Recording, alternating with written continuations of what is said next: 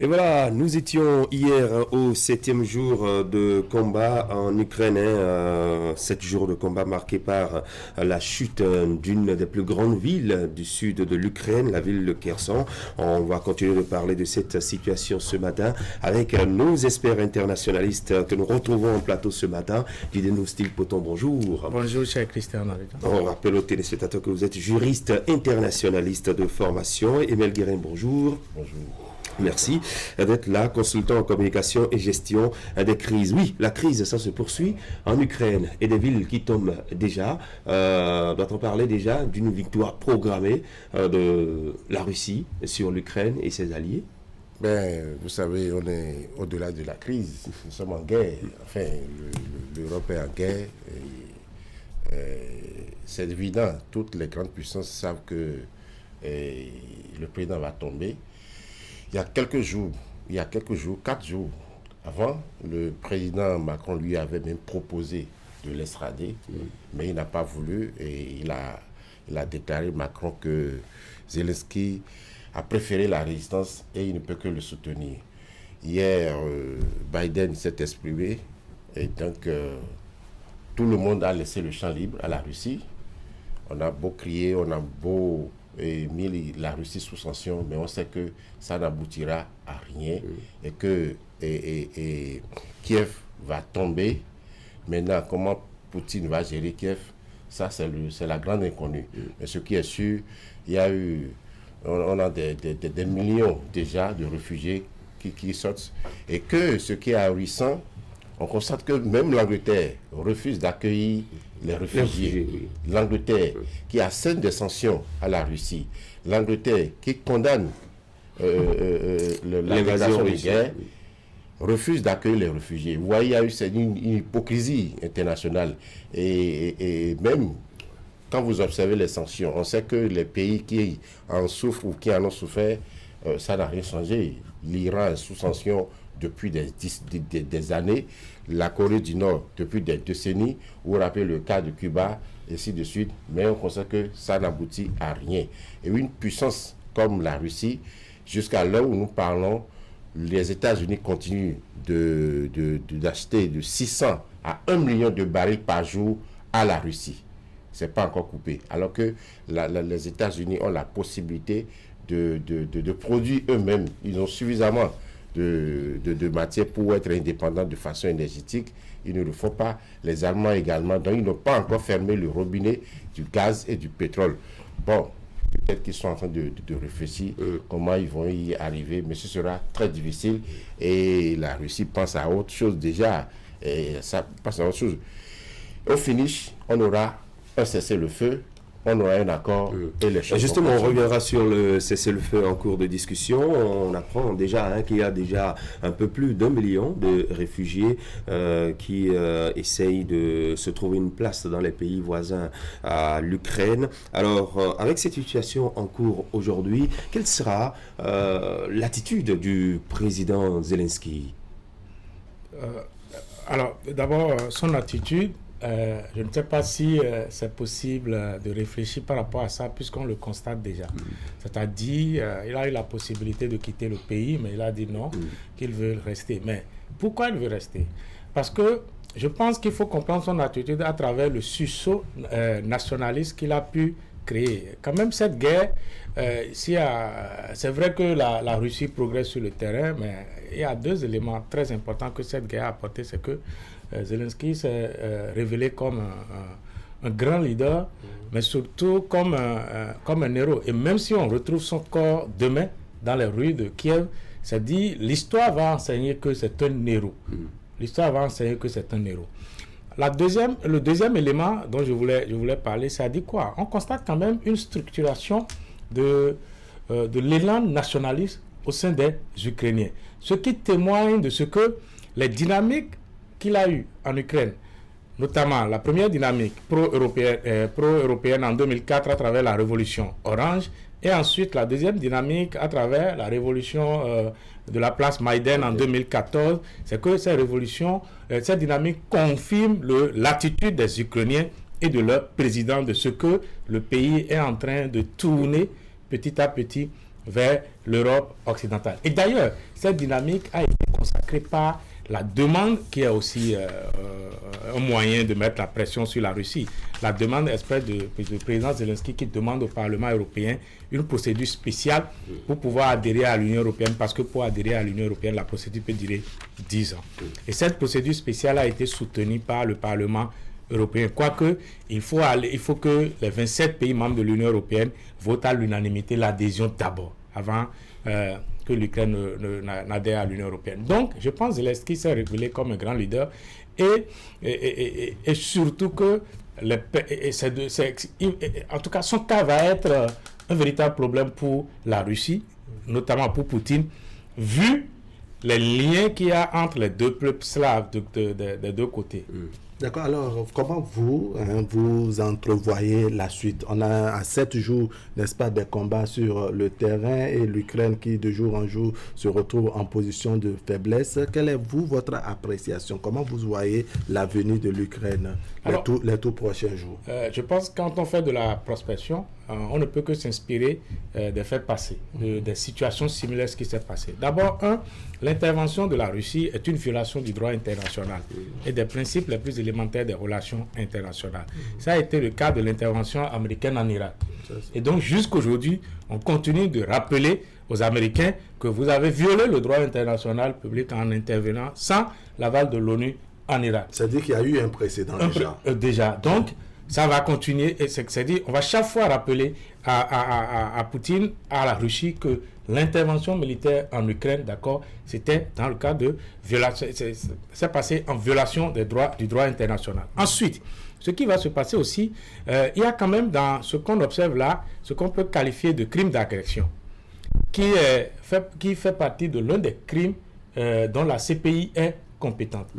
Quand les États-Unis intervenaient, d'accord, en Irak en 2003, il n'y avait pas encore la définition de crime d'agression dans le statut de la CPI. Il y avait trois premiers crimes qui étaient définis et sur lesquels la CPI statuait. Crime de guerre, la Cour pénale internationale, crime de guerre, crime de génocide et crime contre l'humanité. Donc je pense depuis 2017, le crime d'agression, d'accord, a une définition aujourd'hui. Donc, on peut assister à ce que la CPI soit saisie de l'intervention militaire. On a appris que le procureur de la Cour pénale internationale a ouvert une enquête pour crime de guerre, pour l'instant, en attendant de voir si... Exactement. Donc, ces crimes sont imprescriptibles. Oui. Donc, la perspective, c'est que si les choses changent profondément en Europe, en Ukraine et en Russie, ne soyons pas étonnés de voir demain, comme on a traîné devant les tribunaux pénaux internationaux après la Première Guerre mondiale et que la guerre de Yougoslavie aussi, de Rwanda, qu'on cible certains généraux ou bien même Poutine qui peut-être vont être menacés par des procès internationaux. C'est possible si les rapports de force politiques et géopolitiques changent dans les années à venir. Maintenant, la troisième observation qui aussi va nous permettre de comprendre ce qui peut se passer dans l'avenir, c'est quoi? C'est ce que veulent les Ukrainiens en fait. Parce que dans ce débat, quand tu suis les analyses, surtout les analyses pro-russes, c'est qu'on a l'impression que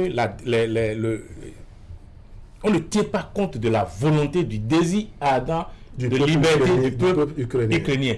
Et qui est un élément qui va être très très difficile à maîtriser demain. Parce que, c'est-à-dire, si les Américains n'ont pas eu raison des Irakiens, c'est parce que les Irakiens étaient très très déterminés. D'accord? Ils ont réussi à tuer Saddam Hussein, mais à un moment donné, ils étaient obligés de quitter le pays et de laisser le pays aux Irakiens. Est-ce qu'on va assister à ça en Ukraine? C'est l'avenir nous dira. Emile Guérin. Oui, ce sera compliqué d'assister à ça en Ukraine simplement parce que la population ukrainienne est divisée. Il y a une partie russophone, il y a une partie pro-russe, évidemment, même si la partie pro-occidentale est beaucoup plus. Mais cette guerre a vu beaucoup plus des partis pro en train de quitter l'Ukraine, forcément. Et aujourd'hui, nous sommes dans un monde où personne ne veut la guerre. Et quand il y a la guerre, on se dit, il vaut mieux laisser. Moi, par rapport aux nationalistes ukrainiens, je suis un peu prudent parce que je dis, mais si vous êtes nationaliste, pourquoi voulez-vous aller chercher le parapluie de l'Occident, d'une autre nation? C'est ça le problème. Si vous êtes vraiment, et c'est ça que nous constatons au niveau des pays européens après la Deuxième Guerre mondiale. Tout le monde veut aller vers le parapluie américain, qui aujourd'hui est troué, qui ne peut plus les protéger. Et Trump a démontré que, quand il était là, que les États-Unis ne peuvent pas être en train de protéger tout le temps le monde entier. Et on risque d'avoir, d'ici 3 ans... Il n'est plus président. Il n'est plus président. C'est pourquoi il veut dire, d'ici 3 ans, on risque d'avoir un Trump ou un Trumpien de retour. Et les choses vont encore totalement changer, comme vous êtes si bien en train de dire que les rapports de force peuvent changer. Et aujourd'hui, l'Occident est en train de se tromper d'adversaire ou d'ennemi. La Russie n'est pas l'ennemi de l'Occident. L'Occident ne l'a jamais dit. Mais ce qui se passe aujourd'hui, c'est comme s'il se trompe d'adversaire. Il y a la Chine qui est là. Il y a l'Iran qui est là. Qui, qu'on le veuille ou non, ne finira pas avoir la bombe atomique. L'Iran l'aura, tout le monde le sait. On est en train de nous bluffer seulement. L'Iran finira pas avoir la bombe atomique. Alors comment gérer tout ça? Et surtout, le vrai problème, tous les spécialistes économistes savent que ces sanctions vont avoir des répercussions graves sur les peuples européens. Et Macron a été clair hier qu'il y aura des répercussions et qu'il va essayer de prendre des mesures. Alors, ça sert finalement à quoi?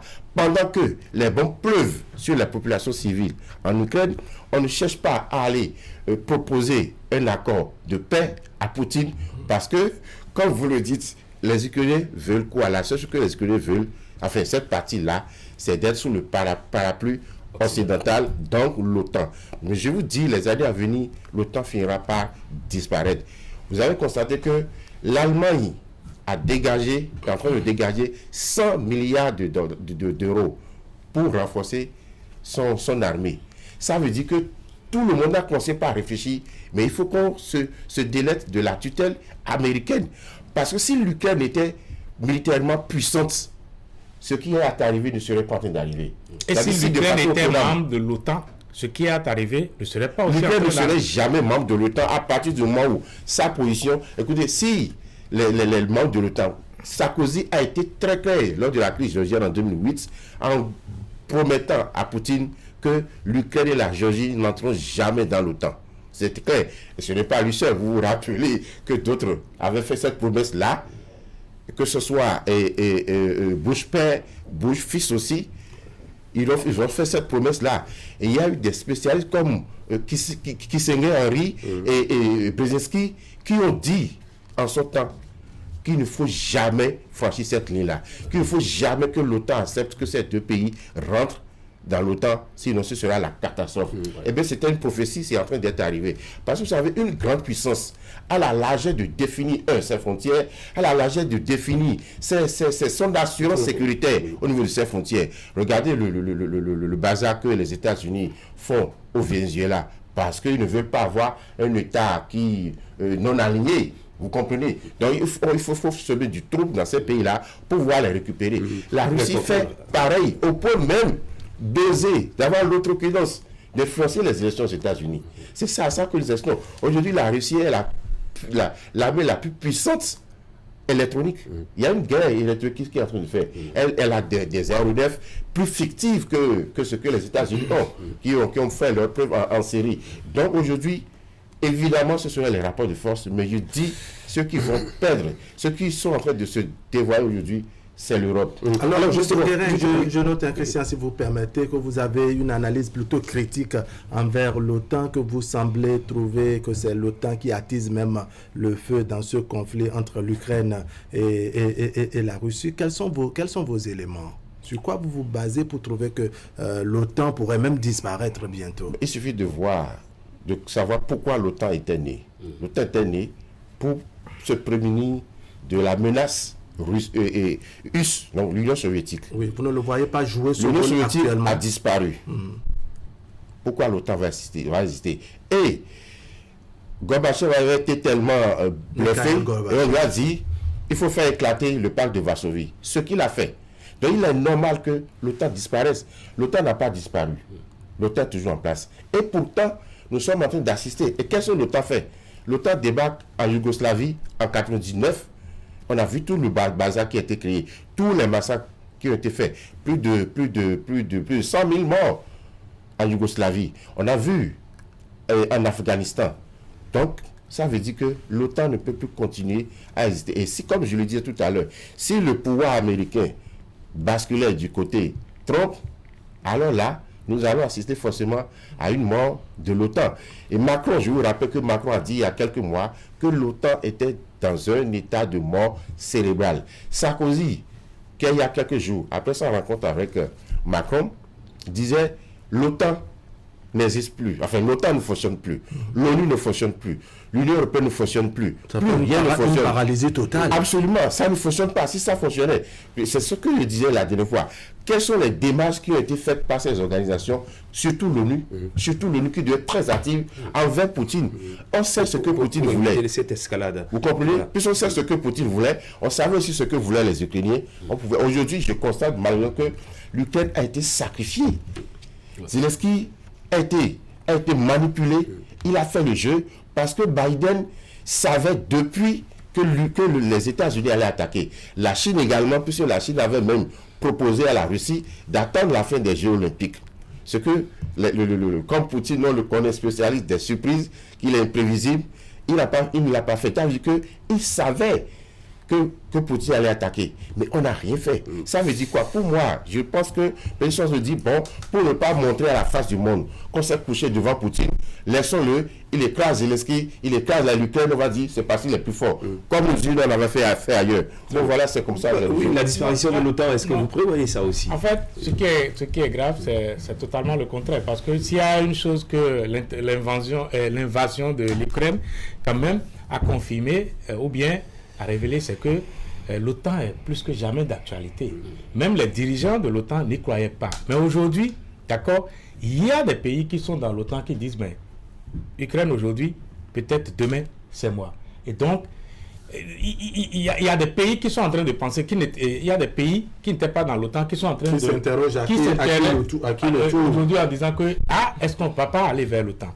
Et je pense, contrairement à ce que laisse quoi M. Guédin, moi, en tout cas, les semaines à venir vont nous dire. Parce que le renforcement de la sécurité européenne, la défense européenne, d'accord, passera forcément par l'OTAN. Moi, je suis persuadé. Mais quand je vous suis, j'ai l'impression que, en fait, ce qui compte dans le monde, ce n'est que la sécurité de la Russie. C'est-à-dire quoi? Poutine veut des choses pour sa sécurité, pour la sécurité de la Russie, on lui donne ça. Mais la sécurité des autres, en fait, c'est-à-dire, seul l'intérêt, c'est que seul l'intérêt de la Russie et de Poutine compte quoi. C'est la perception que j'ai de votre discours. Mais les choses ne sont pas aussi faciles dans les relations internationales. Et je ne crois pas que ce qui compte pour l'équilibre du monde, je ne pense pas qu'il suffirait juste qu'on accepte, d'accord, ou bien qu'on accède aux demandes d'hégémonie, aux demandes d'extension ou bien de reconstruction de l'Empire soviétique qui sont les ambitions de Poutine qu'il a affirmé plusieurs fois, qu'on accède à ça pour que le monde aille en paix. Et ça, c'est grave de penser comme ça.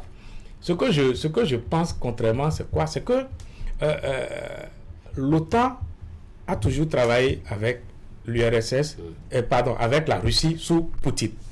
Et quand on parle je ne vois pas en quoi l'OTAN représente une menace pour la Russie. Pourquoi je le dis? Et vous-même, vous l'avez dit indirectement vous avez dit, désormais, les grandes menaces, c'est l'Iran, c'est la Chine. D'accord? Et donc, l'OTAN, et je ne vois pas un pays membre de l'OTAN. C'est-à-dire, l'OTAN est une puissance nucléaire, la Russie est une puissance nucléaire. Donc, je ne vois pas comment l'OTAN peut attaquer la Russie, sachant bien que le pays dispose de l'arme nucléaire. Et maintenant, vous avez bien dit que l'armée russe est l'armée la plus sophistiquée aujourd'hui, avec tous les moyens, toutes les qualités que vous vantez de l'armée russe. Donc, moi, je pense quand même que la Russie devrait être tranquille. Si tant est que... C'est pas aussi facile. Oui, si tant est que son armée est là, oui. Donc, je pense que la Russie devrait être tranquille. Vous êtes très naïf, vous m'excusez, parce que qu'est-ce qui se passe aujourd'hui? La Russie impose sa force. Vous parlez comme s'il n'y a pas encore la guerre. Il y a la guerre. Parce qu'il veut imposer ce qu'il veut. Et tout le monde est en train de l'écouter. Qu'est-ce que l'OTAN a pu faire pour sauver l'Ukraine? Rien. l'Ukraine est abandonnée. C'est ça, devant les armes, les bombes de la Russie. C'est ça la réalité, nous constatons. Donc, qu'est-ce qui se passe? Ça veut dire que les rapports de force que détient Poutine aujourd'hui sont en train de réussir simplement. On attend quand est-ce que Kiev va tomber. Ce n'est que ce qu'on attend aujourd'hui. Donc, on n'est pas avant la guerre. Nous sommes déjà dans la guerre et que l'Ukraine va tomber. D'accord. Vous considérez que les différents soutiens, n'est-ce pas, qu'on avait promis à l'Ukraine ne sont que, je dirais, des soutiens verbaux. Quand vous voyez les frontières, quel pays frontalier à l'Ukraine aujourd'hui va accepter de prendre ces armes-là et de les livrer avec la menace Poutine? Vous ne verrez pas. C'est ça la réalité. Les armes, la menace Poutine. Les armes transitent par la Roumanie et la Pologne pour aller. Des gens qui sont en train de fuir, des gens sont en train d'être tués, des gens sont cachés, ne sont pas organisés. Le président vit dans un bunker. Qui va faire cette histoire des armes? Il suffit de voir. Vous pensez que Kiev va tomber aux mains de la Russie? Évidemment. Oui, et quand vous parlez de la sécurité de Russie, mais les États-Unis fonctionnaient comme ça. Pourquoi ils ont attaqué l'Afghanistan? Parce qu'ils sont en insécurité. C'est ça le problème. Pourquoi ils ont attaqué l'Irak? Parce qu'ils se sentent en insécurité. Cuba, la bête des cochons, en 62, ainsi de suite, ils ont toujours fonctionné comme ça. Pour les quelques minutes qui nous restent, on sait qu'il y a des sanctions qui sont tombées avec l'Union européenne qui ne compte pas laisser aucune marge de manœuvre à la Russie. On suit ça de très près. Mais on voit maintenant qu'il y a quand même des pourparlers de cesser le feu qui sont organisés. Il y a eu un échec il y a de cela quelques jours, mais aujourd'hui, les États vont une fois encore se retrouver. Les chances pour que ce cessez-le-feu soit adopté et arrive au plus vite. Oui, vous savez, quand vous êtes sûr de la guerre, bon, écoutez, vous pouvez sourire, il y aura un accord, tôt ou tard, il y aura un accord, il y aura cessez-le-feu, il y aura des pourparlers. Et je ne suis pas sûr, vu le passé, enfin, vu des expériences du passé, Poutine voudra forcément contrôler, rester pendant longtemps en Ukraine pour ne pas susciter une autre résistance. Et elle ne pourra pas tenir, elle a vécu en Afghanistan, elle ne voudra pas reprendre. Tout ce qu'elle va essayer d'imposer, peut-être, c'est d'imposer un gouvernement pro-russe. Est-ce que ce gouvernement va pouvoir vraiment exister? Je pense que oui, parce que le traumatisme de cette guerre fera qu'on verra très peu dans les années proches des soulèvements. Peut-être après, mais tout de suite, se soulever encore avec ce traumatisme. Et c'est quand vous savez, après la guerre, tout le monde se calme. Comme en Côte d'Ivoire, c'est comme ça partout. Après la guerre, tout le monde se calme d'abord, et puis on pense les plaies. Voilà, il y a le traumatisme. Vous voyez que la Deuxième Guerre mondiale a fait que l'Europe ne voudra plus jamais ça. Et donc, quand ça se passe, tout le monde dit que voilà, c'est une troisième guerre et que ça ne s'est jamais produit après la Deuxième Guerre, ce qui est faux. On a vu en 1995 en Croatie, il y a eu pire que ça. Donc, je pense qu'il y aura... Vous pensez qu'à la fin des opérations, l'Ukraine pensera que le soutien de la partie occidentale n'était que du leur? Mais on va voir dans les jours à venir. Parce que, je vous dis, l'Ukraine n'entrera jamais dans l'OTAN. La présidente de la Géorgie... Vous êtes très certain. Très sûr. Est actuellement en France et elle demande à ce que la Géorgie entre dans l'OTAN. Qui va l'accepter? Personne n'acceptera parce que les 7 puissances finiront toujours par s'entendre. Puisqu'il y a de nouveaux défis qui attendent ces puissances-là. Et ce n'est pas la Russie. Ils vont finir toujours par s'entendre et sacrifier les plus faibles. Oui, écoutons. Non, bon, je pense quand même que vous êtes tellement sûr et certain que peut-être que vous participez aux négociations. Parce que, en fait, en matière de géopolitique, rien n'est statique. D'accord? Rien n'est statique. Et d'ailleurs, en 2005, Poutine disait sur France 3 que ça ne lui pose aucun problème que d'autres États de l'Est, URSS, d'accord, comme d'autres pays, comme c'est suite à l'entrée de quelques pays baltes, d'accord, en 2004. Il avait souhaité entrer en 2004. Donc, il a changé de position maintenant. Donc, c'est pour vous dire quoi? Aucune situation n'est statique en matière de géopolitique.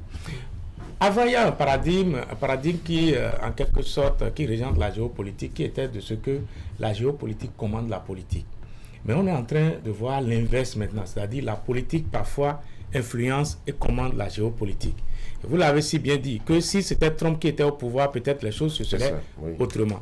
C'est pour vous dire quoi? C'est pour vous dire que tout dépendra, d'accord, tout dépendra de la résistance et du désir de liberté du peuple ukrainien. C'est ce que moi je pense. Ça, c'est ma conviction. Après cette vie de combat, on laisse essouffler déjà. Hein? Oui, bon, c'est ce qu'on pense. En fait, tout dépendra de ça. Est-ce que, c'est parce que c'est deux choix. Est-ce qu'ils veulent la liberté ou bien ils veulent être comme un État biélorusse, comme l'État biélorusse. Ils n'ont pas le choix. Mais si vous dites qu'ils n'ont pas le choix, de quoi parlez-vous? Arrêtez, si vous dites qu'ils n'ont pas le choix, c'est-à-dire ils doivent se soumettre, quoi. Je ne vous comprends pas. C'est votre position ou bien c'est la position de la Russie? C'est la réalité. Non, s'ils doivent chercher la guerre, des milliers sont morts. Je ne veux pas aller sur ce terrain-là. Mais ce que je constate, c'est quoi? Tout dépendra, en fait, de ce que veulent les Ukrainiens. Et ça, c'est très, très important. S'ils décident de se battre, à un moment donné, l'armée russe sera fatiguée. Mais il y a des guerres d'indépendance qui ont duré des décennies. Et je dis, aujourd'hui, s'il y a une chose dont on est sûr en ce 21e siècle, nul ne peut contenir le désir de liberté d'un peuple. Ça, on va vivre avec ça pendant des années. Encore pendant 50 ans, ça va être comme ça. C'est fini le temps où les grandes puissances se rencontrent, d'accord, et discutent et se partagent les territoires et disent voilà ta zone d'influence, voilà ma zone d'influence. Non, parce que en fait, c'est quoi? Quand on organise les élections, puisque la démocratie libérale, qu'on veuille ou pas, a pris le pas dans le monde. Et quand on organise les élections, c'est sûr ce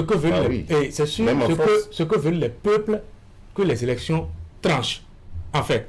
Et c'est ce qui se passe en Ukraine. Chaque fois qu'il y a un président pro-russe, tout est calme.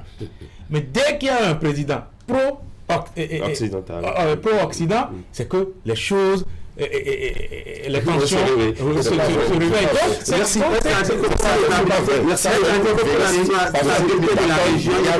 Il y a Yanukovych qui est pro-russe, a subi un coup d'État en 2014. Il était pro-russe. C'est la même chose que je dis. Je dis que quand il y a un président pro-russe, les tensions... quand il y a un président pro-occidental, les tensions... Mais, qu'est-ce qui s'est passé? C'est parce que le peuple a estimé qu'il a été élu... Pour défendre ses intérêts. Non, pour défendre ses intérêts et les intérêts de la Russie. Et les gens ne veulent plus ça. C'est pourquoi ils se sont mobilisés pour souhaiter sa démission. Est-ce que c'est le droit du peuple de se lever et de réclamer la démission? Merci, cher monsieur. Merci beaucoup. L'aspect de nazification. Ne vous fâchez pas, Herman Niambossou, ne vous fâchez pas. Oui, parce que je m'attendais justement à ce que nous prononcions le discours de Macron hier où il a dit que la France n'est pas en guerre contre, alors que il y a des aspects de cette... Parce que je pense que Zelensky, il était naïf. Il était naïf en pensant que oui, il pouvait avoir le soutien de l'Europe et tout. Et là, maintenant, il est en train de tomber. Et je dis, pour ma part, il ne serait pas un héros si l'Ukraine ne parvenait jamais à obtenir ce pourquoi il est mort. C'est quand vous êtes héros, c'est que vous êtes sûr que pourquoi vous êtes battu. Ça va avoir la démocratie occidentale. Je vais vous dire, vous n'êtes pas en guerre. Vous envoyez des armes à un pays pour aller faire. Donc les mêmes, comme on a fait en Libye, en Syrie. Donc c'est les mêmes erreurs qui continuent. Non, et puis, je pense qu'il faut qu'on...